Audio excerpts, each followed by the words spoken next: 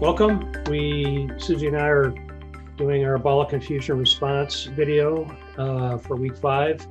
And we have 2 questions. We've asked the students for a little bit more clarification because we want to be sure that we understand the specific question. But we are going to, Susie and I are going to talk a little bit about the general theme of Effie's question and Brody's question. Effie was asking about intent marketing, which is kind of an interesting subset of the marketing world and probably more interesting in today's culture and with social media and what have you, and the abilities to do research by gathering data through social media marketing. And then Brody asked about generational issues, particularly millennials, millennials being currently the largest by head count.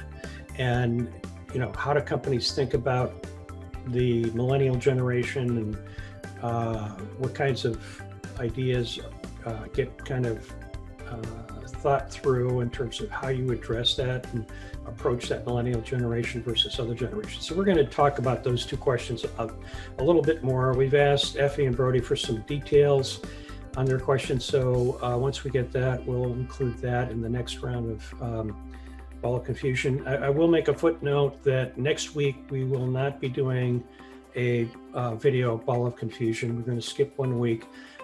You can still ask your questions, and I encourage you to do that because we will do a follow-up video. We'll compile all of the questions over the previous 2 weeks into 1 video. Might be a little bit more meaningful because we'll have a lot more to talk about. But for next week, there will not be a video, and I'll post that so there's a note in the course. All right, so Susie's done some thought on Effie's question. So Susie, tell us what you've got. Well, what I was thinking is that when you have an intent-based marketing, you can use that to prepare your marketing strategies. So it's very important to have a handle on those things. What you need to do is you need to take a look at, your vision. What are your objectives? What do you want to accomplish? But also it has to be measurable. You have to be able to measure it. You want to also define the marketing and the behavior of the buyers. How do they buy? When do they buy? That way you can narrow down your audience. What are they really looking for? And then, of course, that brings up the next question. How do you research that audience? How do you figure out what they want? What are their online behaviors? Do they use blogs? Do they use social media? Kind of how do they look at those things? And then also, too, sometimes we forget in this day and age, what do they do offline? What do they do as far as industry events? Do they even attend industry events? And how do we work with them if they do? What are we looking for? And then, of course, too, I think you always have to take a look at your competition. Where does your competition lie? And this will give you an idea of the competitive atmosphere, where you can get your numbers and how you can improve on that. And then, like we stated before, we were talking about how to measure what you're doing, your effectiveness, and then also to how to improve that. And that, I think we sometimes forget that we do need to take a look at, okay, how do we change things to make things better? How can we improve our performance and alter our mistakes? How can we fix things that aren't working and better things that are working? So, I think too, in that regard, we kind of need to take a look at the segmentation of how we can, again, narrow that audience. I think that's really important because then we can focus on what we need to actually reach the people that we're looking for. Great. That's great. Yeah, and I would encourage anybody that's listening to this, if you've got a question about intent marketing, feel free to post another follow-up question to that.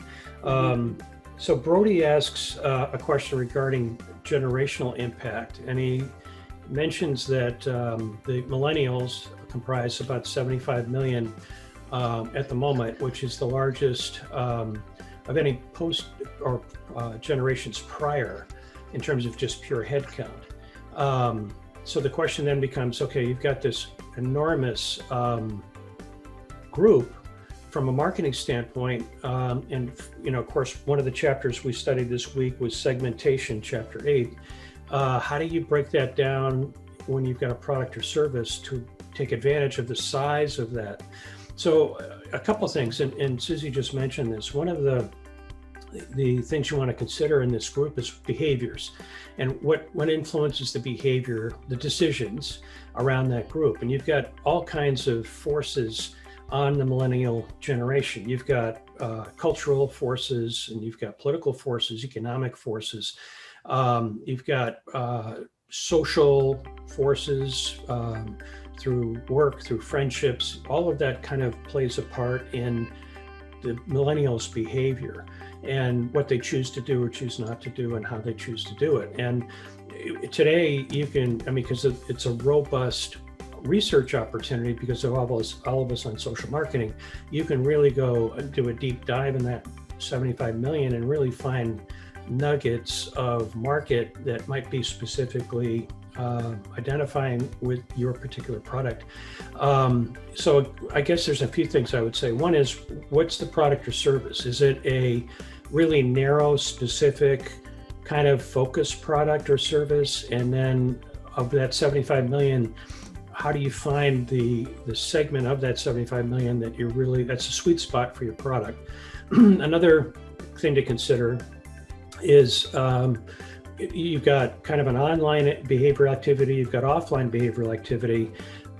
What's the dynamic of those two in your particular product? How does that market access your product? Is it strictly online? Is it through retail? How is it accessed? Is it an affiliate program where they get it by buying a different product or relatable product? You've got there's another probably thing I would say is, you can do marketing top down or bottom up. And the world used to be that it was top down. Companies would come up with an idea and they'd go out and they develop it. They go out to a focus group and test it. And there's a bias in that, obviously. And many times companies would launch products that people wouldn't buy. And they would scratch their heads and go back and try to reinvent the product again. Now today it's upside down. Most companies that are smart, before they even come up with a problem, will talk to the market and try to find out and sort out what are the problems that market's trying to solve. And then they'll work their way through research to see if their particular product is solving any of those high priority problems that seem to be prevalent in that group. So headcount's important, but remember, all the millennials don't think alike. But you can take that market, break it down. There are some things they have in common that you can leverage in your marketing, certainly to make it more efficient, more effective than you might use with baby boomers or Generation X or Y. So there's a lot of more thought that needs to go in that design, but it's really kind of, it depends on your research and how you approach it, top down, bottom up, and understanding the behaviors of your market. So Susie, do you have anything more to add to that? Maybe just a couple of things, Stephen, and that is kind of like, what's going to happen in the future? What will the millennial generation drive as far as the business market goes? I think some of those things are going to be increased productivity, because there's going to be more purchasing out there, because there's more money available, also to monies from consumers available, and also that's going to change productivity. It's going to change, I think, how we think about marketing and how we think about future production and distribution. And I think that the millennials are going to also drive the force of innovation, I think, all the way around through all kinds of businesses and different types of businesses. I think that they have the future in their hands, and I think that businesses are going to have to utilize what the internet is telling us as far as gathering all this information. How are we going to use this to our advantage? So I really think the future is pretty exciting, really, because there's a lot of things going on, and we're going to have to kind of, I think, I don't want to say go with the flow, because you've got a plan, but you've got to also be able to transition. You've got to take the old ways that you knew, and you have to be able to adapt them to the new ways now.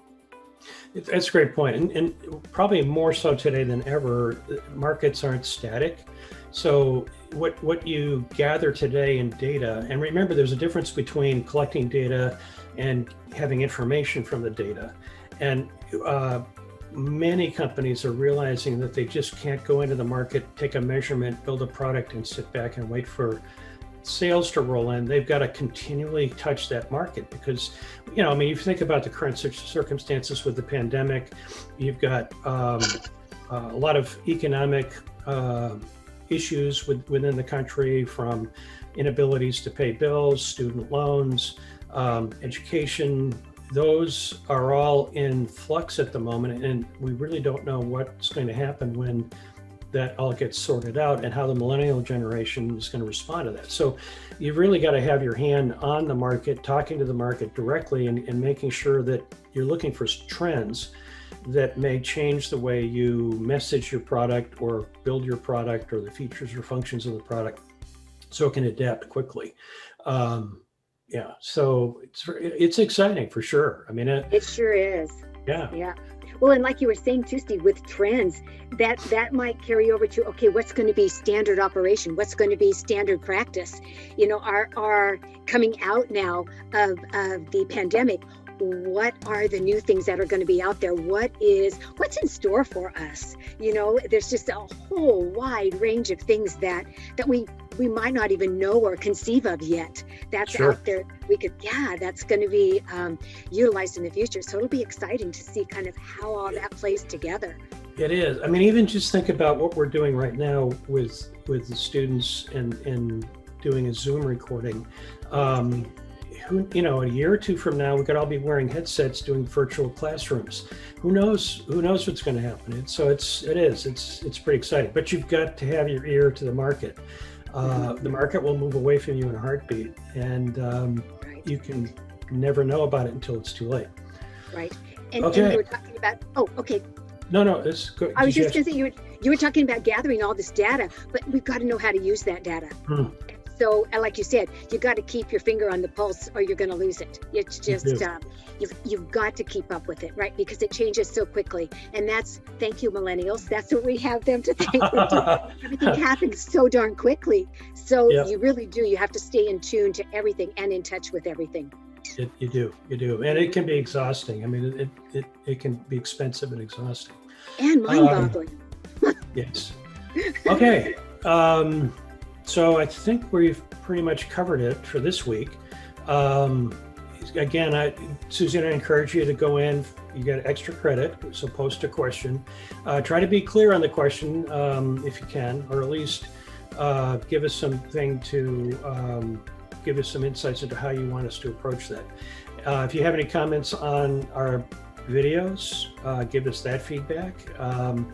But again, next week we won't have a video. I'll put a notice in the course for that. And then in 2 weeks, we'll do a compilation of all of the questions we've had, including the follow-up from Effie and Brody.